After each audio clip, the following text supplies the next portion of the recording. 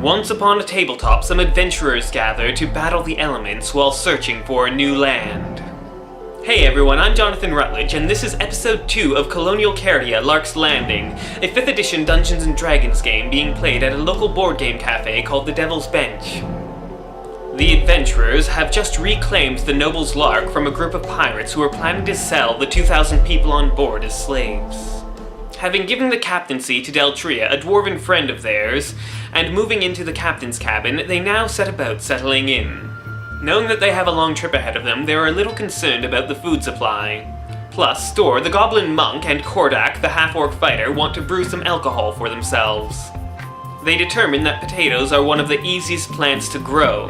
However, space is limited on the crowded ship, so they come up with a cunning plan. As food barrels are emptied, they cut them in half, fill them with manure, and hang them over the side of the ship. Here they plant their potatoes. Stor also spends some more time searching the ship for people he'd expected to meet. He doesn't find them, and he's beginning to think that they aren't on the ship. By now, word has spread that a goblin helped with the mutiny, and as a result, he thinks that they probably would have sought him out. Gilligan, the human mystic, spends some time getting to know more of the passengers. However, as he and the rest of the adventurers move about the ship, they discover that they aren't the heroes they expected to be. All of the passengers know there was a mutiny, but not all of them know the reason why. Rumors abound, some painting the adventurers as heroes and others as villains. As a result, they get a mixed reception from the passengers and crew. They do discuss using magic to track down pirates and whatever other evil people are left aboard the ship. However, they realize that if they start eliminating potential threats, they could end up with a mutiny against them.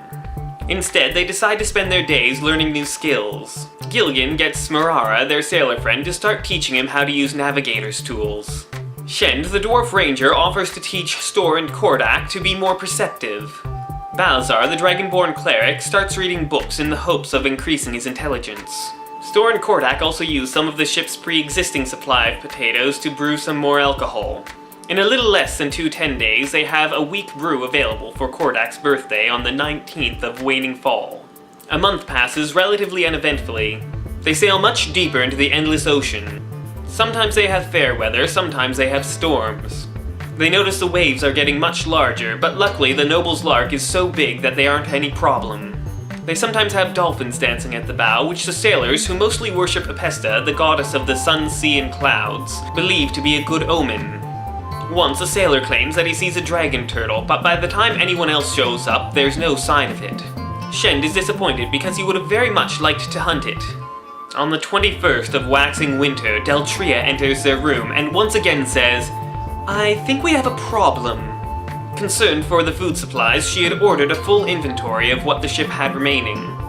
The pirates hadn't actually been planning on crossing the endless ocean, so they hadn't laid in enough supplies.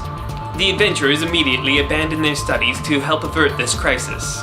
Stor and Kordak have managed to grow some potatoes and agree to forego their alcohol in favor of food. As a group, the adventurers decide that fish is probably the best source of food around. The Noble's Lark has no fishing nets, however it does have plenty of rope. So the adventurers get together a group of volunteers to make some nets. After a few days, they have 3 nets ready, and they lower them into the ocean using the hoists for the dinghies. As for water, Balazar and Gilligan use their magic to purify seawater into something drinkable. Their efforts are rewarded. The ship still needs to go on strict rationing, however the crisis is averted.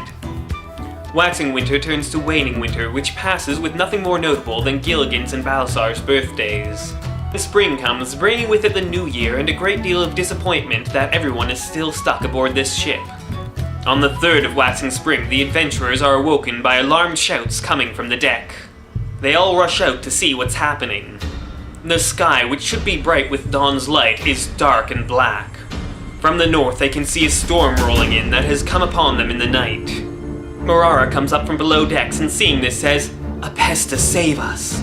The adventurers know something's wrong, but they ask her for the details. She says that in all her years at sea, she's never seen a storm this bad. All the sailors who passed through so many storms unfazed are nervous. No one has seen anything like this before. Gilligan suggests that the sails immediately be taken down, but his orders are countermanded by Marara. She explains that the ship will need the sails to be able to maneuver through the storm. Otherwise, the large waves could capsize the ship. The adventurers agree to stay on deck to help as much as they can to weather the storm. As a storm comes upon them, Balasar casts a spell allowing him to see magic. He can tell that the storm isn't entirely created by magic, but it's not entirely natural either. He delves into his religious knowledge and comes up with a suspicion. He believes that Apesta's mother, Athalwa, the goddess of storms and destruction, may have something to do with this storm. As the first wave washes over the deck, Gilligan is knocked from his feet and several sailors are washed overboard. The adventurers decide to tie themselves to each other for safety reasons. Storr is tied to Balasar, and Kordak is tied to Shend, and Gilligan just ties himself down to a mast. The storm ferociously pummels the ship. The adventurers have to deal with several problems, some of which they do successfully, others not so much. Below deck there are leaks, and cargo breaks free and smashes around. Lightning strikes start fires. Sailors are washed overboard, and even Storr is washed over the side once, luckily being saved by his rope. After which, he very courageously cuts his rope so he can scamper up the rigging to trim some sails. On a couple of occasions, panicking passengers were interfering with the sailors and had to be gotten back below decks. Once, a group of children decided to come up to play. All the while, the waves were pummeling the deck and frequently knocking Gilligan from his feet. The four sailors on the helm even lose control of the ship once, but luckily Kordak gets there in time to save the day. At long last, the storm passes. Many tragically perished, but the ship survived. It isn't in very good condition, but it continues to limp along. The adventurers immediately set about repairing what they can. Storr goes up to the crow's nest, hoping that the storm might be a sign that they're getting close to land. Clouds, rain, and mist obscure his view. That night, they hear the cry that they've all been waiting for. Land ho! As many people as possible rush up on deck to see the dark blur on the horizon. As the ship nears land, it comes to a halt with a grinding crunch. In the dark, it has gotten caught on a coral reef. That doesn't stop everyone from wanting to get to land. Storr clicks together the heels of his boots of water walking, climbs down the side of the ship, and just walks to shore. Shend dives into the water and follows, using the magic of his armor to swim swiftly. The rest of the group follows more slowly in dinghies. They arrange for the toughest passengers to come over first so they can set up a perimeter. They find themselves on a wide sandy beach leading up to a jungle. Shend and Storr, scouting ahead, find a patch of limestone on the edge of the jungle. In it, there's a deep basin of fresh water. Slowly, everyone is ferried ashore. Some of the passengers immediately start chopping wood from the jungle. Knowing that nighttime in unfamiliar territory isn't the best time for that, the adventurers quickly put a halt to it. They set watches and spend the night on the seashore. In the morning, they are awakened by the ringing of axes. People are chaotically going about, working towards building shelters for themselves. Shend and Storr team up with a group that are going out foraging for food. They do what they can to pass on their skills and help people know what's good for eating and what's not. While out there, they come across a very large track, but it is at least a month old. Shend would like to go hunting for it, but he has other responsibilities. Balasar works his way among the people, healing as many people as he can. The voyage took its toll. The Noble's Lark left port with 2,130 passengers. Between the mutiny, the storm, and the difficulties caused by the rationing, there are now only 1,570 people left. Kordak, being a military man, arranges a small militia to help protect the camp. He's disappointed by the numbers that he gets, but most people are looking out for number one. Gilligan is the most frustrated of the group. He sees the majority of people working at their own goals and know that they should be working together. He tries to tell them this, but has little effect. Eventually, in his frustration, he uses his psionic powers to create a blast of sound. It doesn't get everyone paying attention to him, but it does draw in the most influential people. With them, he manages to get most of the people working together, getting them to clear a rise of land behind the fresh water pool. After Shend and Storr have returned and are arranging a scouting party, everyone hears a scream from the edge of camp.